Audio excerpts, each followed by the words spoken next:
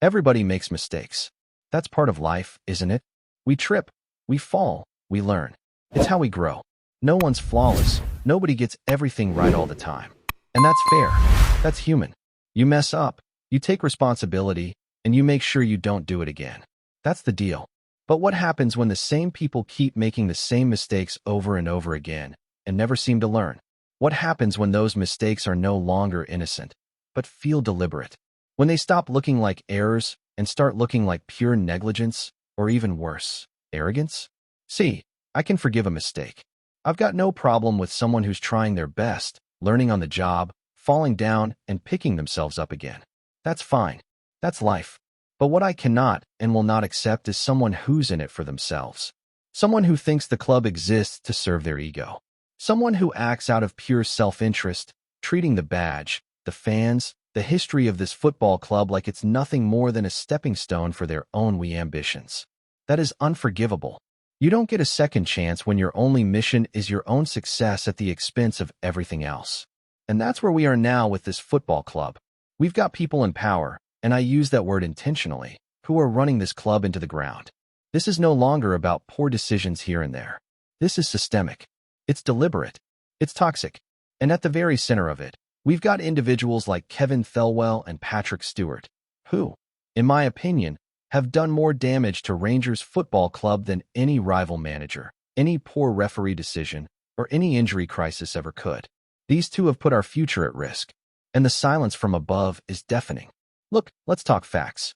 Kevin Thelwell has, time and time again, made decisions that have not only failed, they've spectacularly failed.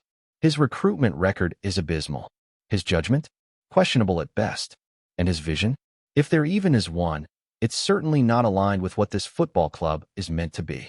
He's hired a manager many now call the worst in our history. Worse than Pedro Caixinha. Worse than Paul Le Guen. Worse than Michael Beale. That's not just a bad decision. That's historic failure. You want more? He sold a striker who had scored over 50 goals in 2 seasons for under 5 million quid. Let that sink in. 50 goals. 2 seasons. Under 5 million. That kind of firepower should be going for 4, 5 times that amount. But not under Thelwell. Not in this regime. No. Under him, we give away proven talent for pennies and then spend nearly 10 million on a striker who went almost 600 days without scoring a goal. A striker who was barely getting minutes at Sporting Lisbon, and yet, somehow, we made him our marquee signing. Where's the logic? Where's the foresight? And it doesn't end there. He's blown close to 30 million on players. And do you honestly believe this squad is better than it was? Look at the signings. Max Aarons, a defender who plays like he's allergic to pressure. Asgard, who moves like a competition winner that somehow ended up on the team sheet by mistake. Manuel Fernandes, who? Where is he? Has he even trained? Has anyone seen him in a Rangers kit? It's like some of these players are ghosts.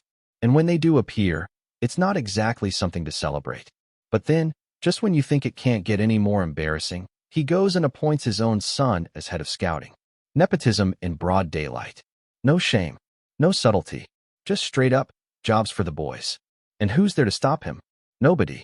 Because the power structure at Rangers right now is designed to protect men like Thelwell. Not the club, not the fans, not the legacy of one of the biggest institutions in world football. Patrick Stewart, the so-called CEO, is no better. Here's a man who has done nothing, and I mean absolutely nothing, to move this club forward. In fact, every time he opens his mouth, he finds a way to blame the supporters. He'll throw the fans under the bus without hesitation. Protest banners? Fan outrage. According to him, it's all the fans' fault. Not the leadership. Not the decisions. Not the direction. Just the fans. Disgraceful. You are the CEO of Rangers Football Club. Your job is to lead. To inspire. To protect the club's identity and ensure its long-term success. But what have we seen from Patrick Stewart? Open contempt for the fan base. Excuses. Deflections. And zero accountability. We all know he's an Aberdeen lad. But would it kill the man to even pretend he has the best interests of Rangers at heart? This isn't a hobby. This isn't a stepping stone. This is Rangers. It deserves better. And then there's the absurd narrative that Stewart was a former Manchester United CEO. Let's not kid ourselves. He was only ever a temporary fill-in. And even if he had been full-time, have you seen the state of Manchester United lately? They're one of the worst-run clubs in Europe, despite throwing more than £1 billion at the problem. That's not a glowing reference. That's a warning sign. Now back to Thelwell. His track record continues to unravel the more you look. He appointed Dan Purdy, his old pal from Everton, as our new technical director.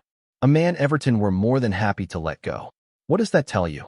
Then he's trying to bring in Jonathan Hunter-Barnett from Wolves, another mate. And, of course, there's his son, 26 years old, suddenly promoted to chief scout. What qualifications does he have? What experience? None. But here he is, part of the inner circle. This is not a footballing structure. This is a boys' club, a clique, a cartel. Call it what you like, but it's rotten to the core. It's got nothing to do with building a successful team and everything to do with protecting egos, lining up favors, and making sure the same faces stay in power, no matter the cost. The recruitment is failing. The manager hunt is a circus. And all the while, fans are expected to sit quietly and swallow it. Even Steven Gerrard, a man who understands this club better than most, was apparently blocked from returning because he didn't fit the model, a model where Thelwell decides everything. He picks the players. He picks the staff. He holds the power. The manager? Just a figurehead. And if they dare to challenge him, well, they're gone. That's the structure. That's the blueprint. And it's failing. This isn't just mismanagement. It's sabotage dressed up as strategy. It's a leadership model where dissent is crushed, where friends get cushy jobs, and where results don't seem to matter as long as the same names stay at the top. Nepotism. Cronyism. Call it what you want. If this was happening in government, there would be resignations. There'd be investigations. But in football, it continues unchecked. What truly baffles me is how Andrew Kavanagh and Parag Maratha can look at this situation and still back these men. Still give them the keys to our future. Still pretend that everything is fine when everything is falling apart. Where's the leadership? Where's the intervention? How bad does it need to get before someone steps in and says, enough? Rangers is not a playground for failed executives and power-hungry control freaks. It is not a testing ground for family members with no experience. And it is certainly not a place where fans are told to shut up while the people in charge drive the bus off a cliff. This is a club built on passion, pride, tradition, and fight. And right now, all of that is being eroded by men who either don't understand it, or worse, don't care. Let's no kid ourselves, lads. This goes beyond a bad transfer window or a few poor results. What we're watching unfold here is a collapse in standards. A breakdown in what this football club is meant to represent. There's no backbone, no identity, no leadership, just a hollowed-out shell of a club being run by people who either have no clue what they're doing or know exactly what they're doing and just don't care about the consequences. Danny Roll ruled himself out. Steven Gerrard is off the table. McInnes, Beale, even foreign options, all backing away. Why? Because they can see what this has become. This job, this club, is now toxic. Not because of the fans. Not because of pressure or expectations. That's always been part of the gig at Rangers. No, it's toxic because any manager walking through that door knows they're not walking into a real leadership role.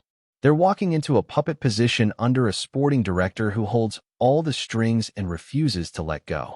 That's not a football model. That's a dictatorship. That's a structure where creativity, ambition, and authority are stripped from the manager before they've even picked a squad. Kevin Thelwell has built himself a little empire at Rangers, appointing his pals, promoting his family, controlling everything. And here's the bit that really boils my blood. He's not even done a good job with it. If the club was flying, winning trophies, playing exciting football, developing stars, maybe, just maybe, you could look past the cronyism. But we're not. We're nowhere near that. We're going backwards at full speed. And while all this goes on, the fans are treated like fools. Like we don't see it. Like we're supposed to just keep turning up, keep buying the kits, keep paying for season tickets while these lot run riot in the boardroom. Well, I've got news for them. The fans are not daft. We've been here long enough to know when something stinks. And this, what's going on right now, stinks to high heaven. The silence from the top is the most insulting part. Where's the voice from the board? Where's the accountability?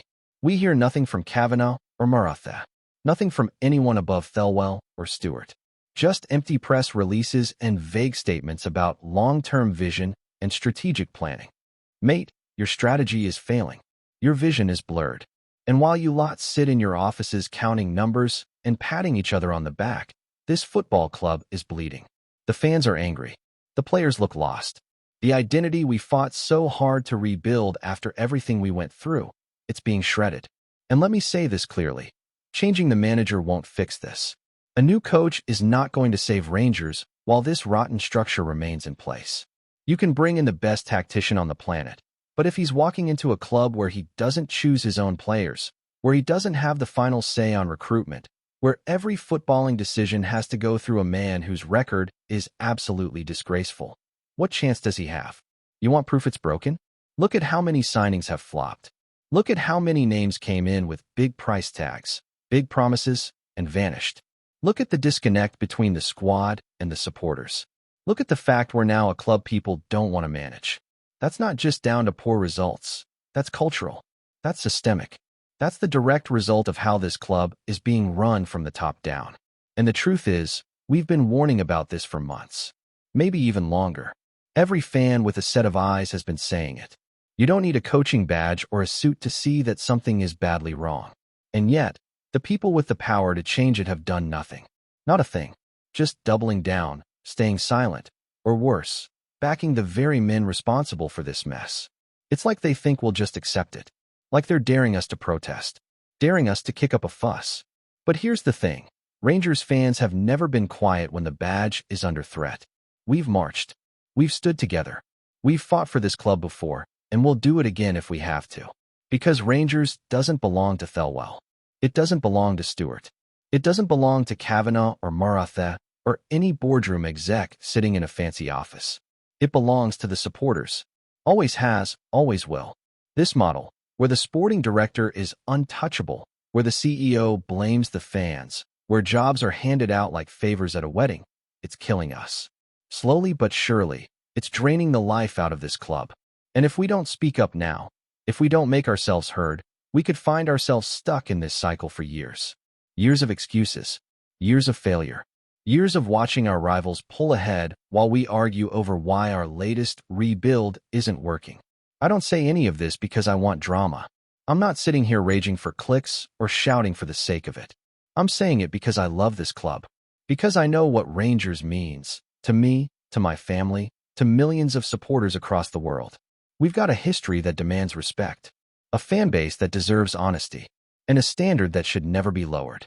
But that standard is slipping fast, and it won't stop unless we make it stop. Before we continue, make sure to subscribe to our channel and turn on notifications to get all the exclusive news about Rangers FC. Don't overlook any details about your beloved team. It's crucial for Rangers FC fans. It seems the Jers have been busy behind the scenes, and word on the street is that Oliver Burke is set to don the navy blue of Ibrox. Sources close to the club are whispering that a deal has been finalized, though, as with any high-profile signing, nothing has been stamped in ink just yet. Still, the excitement among the faithful is already palpable, and fans are buzzing at the prospect of the Scottish Premiership gaining a fresh shot of pace and flair. Burke, who's had his fair share of ups and downs in recent seasons, is seen as a player capable of adding that elusive spark to the Rangers' frontline. Known for his blistering speed and direct style, he could be just the weapon Giovanni van Bronckhorst has been looking for to stretch defenses and provide that cutting edge in key matches. The whispers suggest that training sessions at the club have already been informed of the impending arrival, with staff reportedly adjusting tactics to accommodate the winger's explosive runs. Of course, the move hasn't come without its murmurs of skepticism. Some supporters wonder if Burke can truly rediscover his best form, given a career that has seen glimpses of brilliance tempered by inconsistency. Yet, others are ready to back him wholeheartedly, hoping that a return to Scotland might rekindle the fire that first saw him heralded as a bright talent. It's the kind of gamble that could either pay off handsomely or leave Ibrox supporters biting their nails come the closing months of the season. Meanwhile, social media is alight with speculation, with hashtags flying and fan forums brimming with debate. Is this the signing that will see Rangers dominate the league once more? Or will Burke struggle to find his footing in the high-pressure environment of the Premiership? Only time will tell, but the rumor mill is already working overtime. Whichever way it goes, one thing is certain, The chatter around Ibrox just got a whole lot louder, and all eyes will be on BURKE as the season unfolds. Greetings, fans. Make sure to hit that like button and subscribe to the channel, as it's greatly appreciated by Rangers FC. And don't forget to share your thoughts on the news in the comments section below. Until the next video, stay tuned.